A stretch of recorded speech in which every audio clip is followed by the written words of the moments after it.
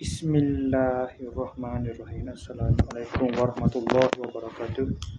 Jumpa lagi kita dan channel saya. Masih yang sama juga, iaitu 9 hari bulan Mei 9 bulan Jun 2020 6 Masihi bersamaan dengan sudah berubah tarikh lah. Pasal sekarang ini sudah pukul 7.50 malam, jadi berubah tarikh lah daripada 23 kepada 24 Zulhijjah 1447 Hijriah. Okey, sekarang ni pukul 7.50 malam. Seperti biasa, video daily report kita untuk hari ini. Lepas pada video daily report kemarin, sama nama kita tak ingat dah.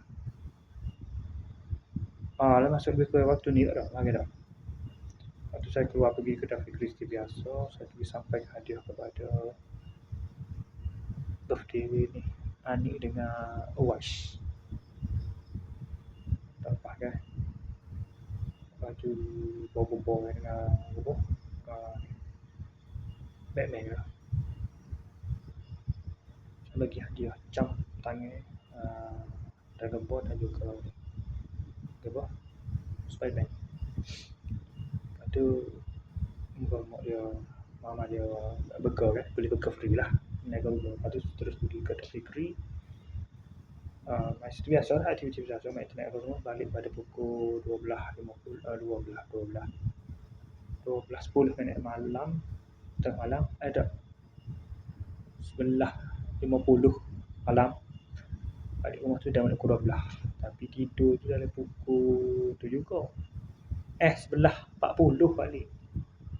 Dia tahu dalam mana 10 minit kemudian tu dah pukul 12 sampai rumah tu 11.50. Tapi tidur dah lewat tu dari pukul 1.40 pagi. Bangun pada pukul 6.50 pagi. Bangun terus mandi sampai subuh, makan sarapan. Lepas tu kita pergi kerja pada pukul 8.20 baru kita kerja. Jadi hari ni share dia ni share tu kan tak pokok data tu share pasal share hari ni panjang ni.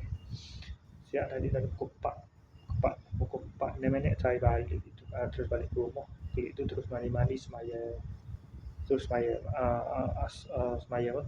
maghrib, semaya zuhur. Lepas tu tunggu asar dari pukul 5.40 baru semaya asar. Lepas tu keluar sekejap pergi ke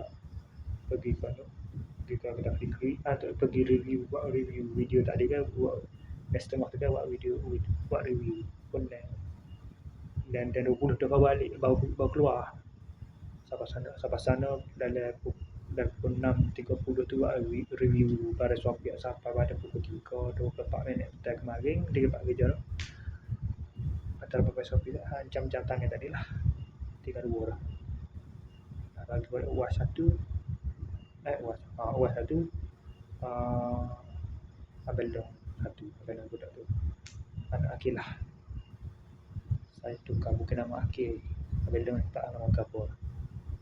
Akil tu nama tengok dia tu. Nanti saya rujuk balik lah pada mak dia masuk rekod senarai ahli baru kan, yang kita tahu. Lepas tu hari ni baru tahu pula sebab saya pergi pula dia hari ni bagi lollipop di kedai koshop lah. Lepas tu lagi dia baru singgah dah Fikri. Lepas tu minum dah seperti biasa, barulah balik terus balik sini, terus mandi semaya maghrib. Lepas semaya maghrib terus main buat video dari report pada pukul 7.50 hari. Tahu tak dia? Okey, saya sekali saja untuk sesi video dari report kita untuk hari ini. Assalamualaikum. Jumpa lagi. Bye.